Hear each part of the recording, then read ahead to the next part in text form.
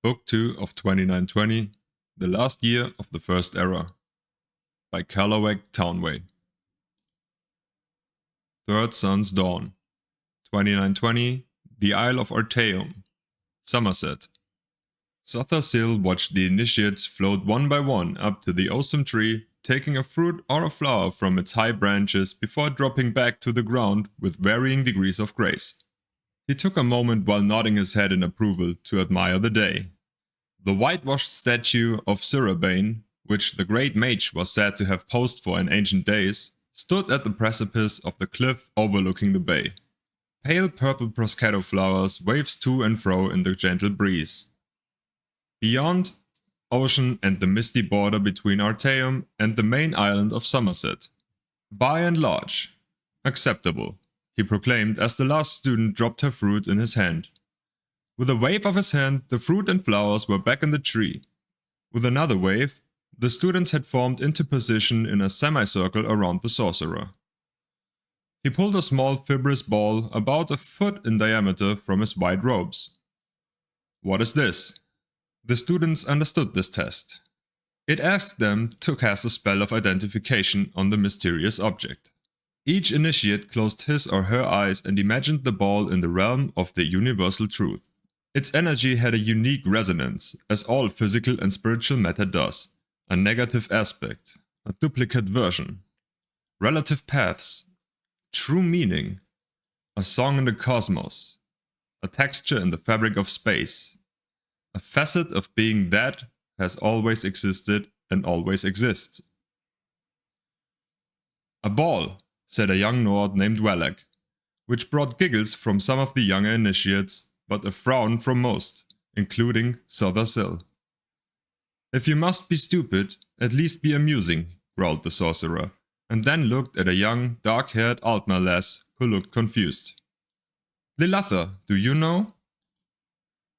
It's Grom, said Lilather uncertainly. What the drome meth after they've Crevinism. Carvinasm, but very good nonetheless, said Sothersill. Now tell me, what does that mean? I don't know, admitted Lilather. The rest of the students also shook their heads. There are layers to understanding all things, said Sothersill. The common man looks at an object and fits it into a place in his way of thinking. Those skilled in the old ways, in the way of the psychic, in mysticism, can see an object and identify it by its proper role. But one more layer is needed to be peeled back to achieve understanding. You must identify the object by its role and its truth and interpret that meaning. In this case, this ball is indeed Grom, which is a substance created by the Drow, an underwater race in the north and western parts of the continent. For 1 year of their life, they undergo Carvinasm when they walk upon the land. Following that, they return to the water and meth, or devour the skin and organs they needed for land dwelling. Then they vomit it up into little balls like this. Grom. Drow vomit.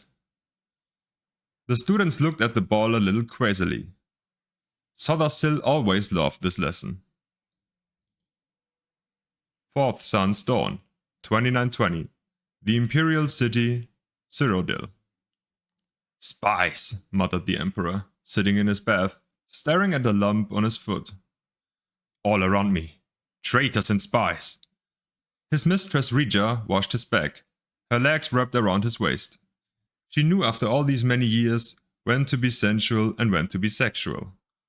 When he was in a mood like this, it was best to be calmly, soothingly, seductively sensual, and not to say a word unless he asked for a direct question.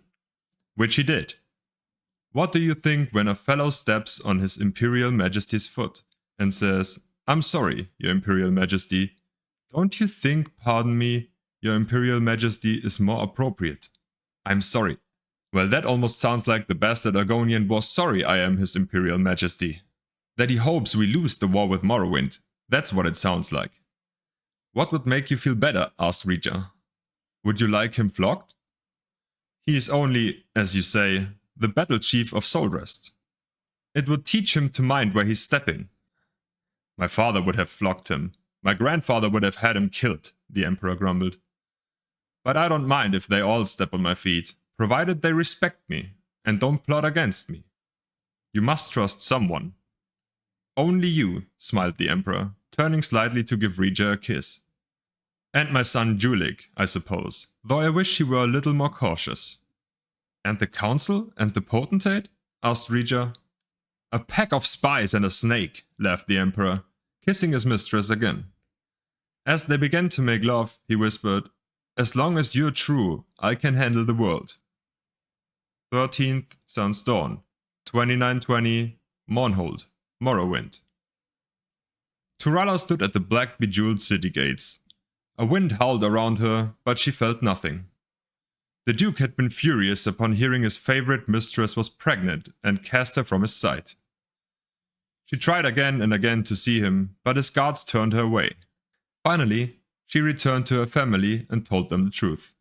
If only she had lied and told them she did not know who the father was. A soldier, a wandering adventurer, anyone. But she told them the father was the Duke, a member of the House Indoril. And they did what she knew they would have to do, as proud members of the House Redoran. Upon her hand was burned the sign of expulsion her weeping father had branded on her. But the Duke's cruelty hurt her far more. She looked out the gate and into the white winter plains. Twisted, sleeping trees and skies without birds. No one in Morrowind would take her in now. She must go far away. With slow, sad steps, she began her journey. 16th Sun's Dawn, 2920, Sensual, Anequina, modern-day Elsewhere. What troubles you? Asked Queen Asama, noticing her husband's sore mood. At the end of most lovers' days, he was in an excellent mood, dancing in the ballroom with all the guests, but tonight he retired early. When she found him, he was curled in the bed, frowning. That blasted bard's tale about Polydor and Eloisa put me in a rotten state, he growled. Why did he have to be so depressing? But isn't that the truth of the tale, my dear? Weren't they doomed because of the cruel nature of the world? It doesn't matter what the truth is. He did a rotten job of telling a rotten tale, and I'm not going to let him do it anymore. King Drozel sprang from the bed. His eyes were roomy with tears. Where did they say he was from again? I believe Gilverdale in easternmost Valenwood, said the queen, shaken. My husband, what are you going to do? Drozel was out of the room in a single spring, bounding up the stairs to his tower. If Queen Hasama knew what her husband was going to do, she did not try to stop him. He had been erratic of late, prone to fits and even occasional seizures. But she never suspected the depth of his madness, and his loathing for the bard and his tale of the wickedness and perversity found in mortal men. 19th Sun's Dawn, 2920, Gilverdale, Valenwood. Listen to me again, said the old carpenter. If cell 3 holds worthless brass, then cell 2 holds the gold key. If cell 1 holds the gold key, then cell 3 holds worthless brass. If cell 2 holds worthless brass, then cell 1 holds the gold key. I understand, said the lady.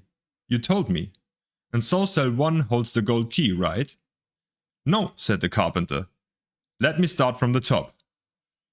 Mama? Said the little boy, pulling on his mother's sleeve. Just one moment, dear. Mother's talking, she said, concentrating on the riddle. You said cell 3 holds the golden key if cell 2 holds worthless brass, right? No, said the carpenter patiently. Cell 3 holds worthless brass if cell 2... Mama! Cried the boy. His mother finally looked. A bright red mist was pouring over the town in a wave, engulfing building after building in its wake. Striding before was a red-skinned giant. The Daedra Molak Baal. He was smiling. 29th Sun's Dawn, 2920, Gilverdale, Valenwood. Almalexia stopped her steed in the vast moor of mud to let him drink from the river. He refused to, even seemed repelled by the water. It struck her as odd. They had been making excellent time from Mournhold, and surely he must be thirsty. She dismounted and joined her retinue. "Where are we now?" she asked. One of the ladies pulled out a map. "I thought we were approaching a town called Gilverdale." Almalexia closed her eyes and opened them again quickly. The vision was too much to bear. As her followers watched, she picked up a piece of brick and a fragment of bone and clutched them to her heart. "We must continue on the Artaeum," she said quietly. "The year continues in first seed."